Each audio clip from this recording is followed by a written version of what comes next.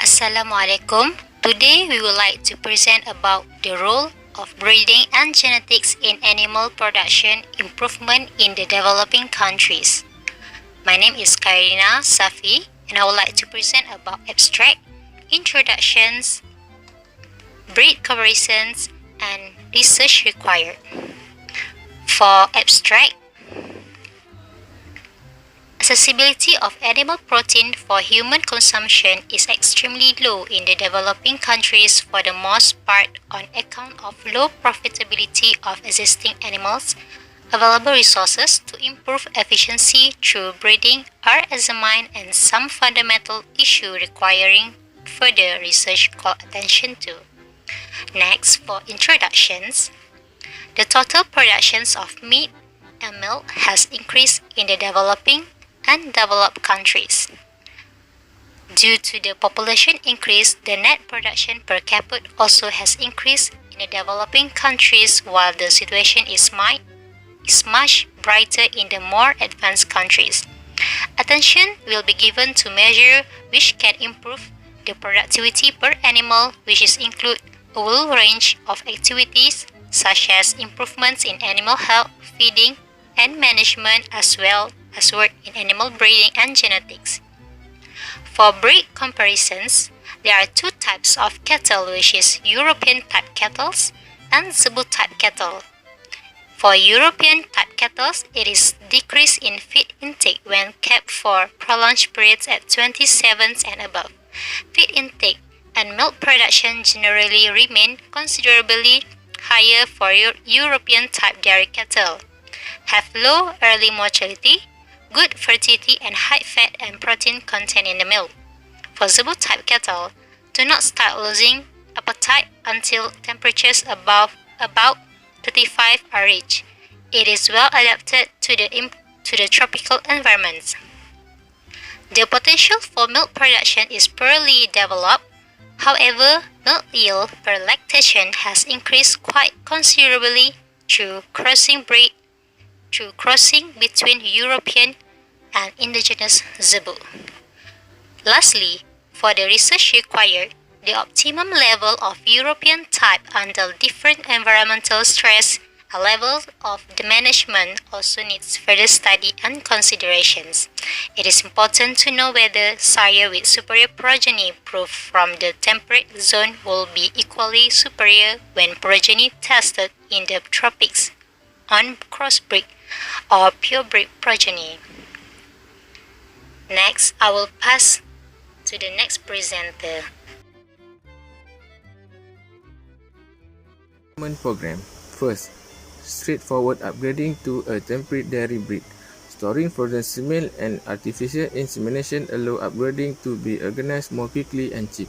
The cow should be inseminated with frozen semen from outstanding dairy bull and progeny testing schemes. Enable the receiving country to draw on the very best genetic material available in the world. Best young bull from the nucleus unit could be used for AI. Second, crossbreeding for the formation of a new breed. Conditions are to serve for purebred European cattle in tropical and subtropical areas. New breed creation through crossing between local cattle and imported breed. The program includes selection for heat and tick resistance. Third, selection within an improvable local strain. Local strain of cattle in tropic appear to have very good meat yield such as Shewell. The average lactation meal yield in the study has gone up to 1,042 kg to 1,527 kg. The cooperatives run a large-scale AI schemes and the genetic improvement is based on the occasional meal recording and the program of progeny testing. And lastly, rotational crossbreeding. Pieces of imported semen or bull and semen from National Nucleus Breeding Unit of the temperate breed of decrease the cost.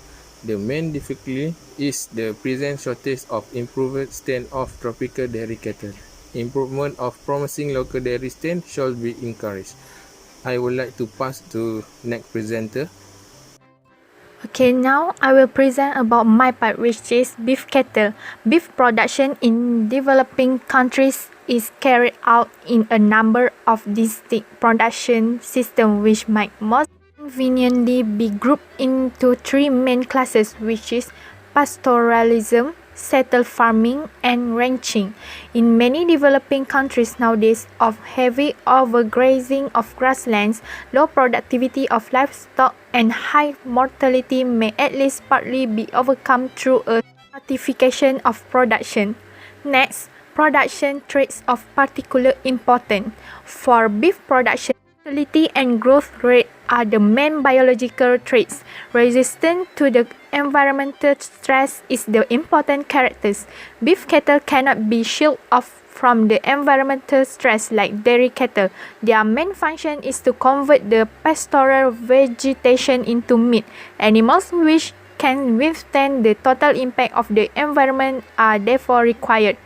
Cattle of Indian or African origin have shown themselves to be considerably more resistant to harsh tropical conditions than European type cattle.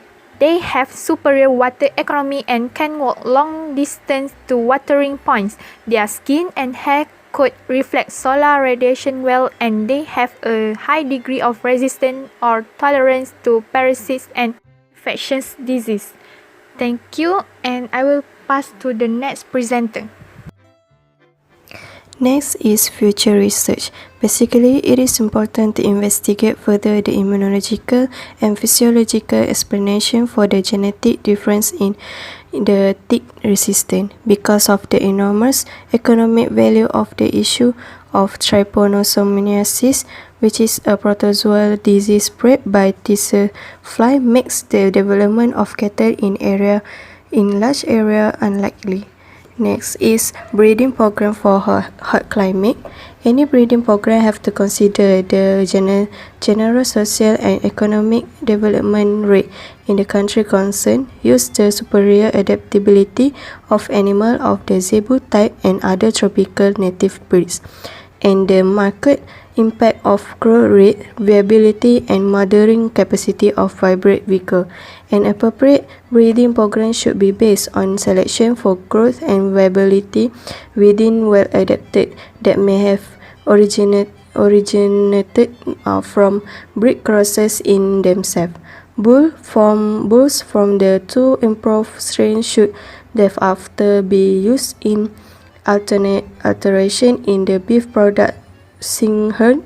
Another alternative would be to develop new strains from crosses between European type cattle and zebu strains and subsequent vigorous selection. Next, I would like to pass to another presenter. Lastly, other livestock and poultry. Problems of sheep breeding in developing countries. Under traditional management system, flock fertility and growth rate of the lambs are low. Selection is essential for wool quality improvement. Crossbreeding hybrid vigor placed under certain condition. Next, world's meat supply. Highly demand for pig meat and poultry, especially in Far East. No great efforts will be required to adapt the pigs in different environment. Intensive pig production systems making use of genetically improvement. Next, sectors of poultry production. There are two types of sectors of poultry production. One is backyard production and another one is large-scale intensive production. Lack of organization makes improvement by breeding can be done only a little. Lastly, improvement through breeding require importations of genetic material and techniques from industrialized countries or trypanosome-tolerant cattle from various parts of Africa. AI services capable of handling frozen semen should be given high priority in most countries. Lack of understanding in the scientific community and it is needs for training of future research staff. Thank you.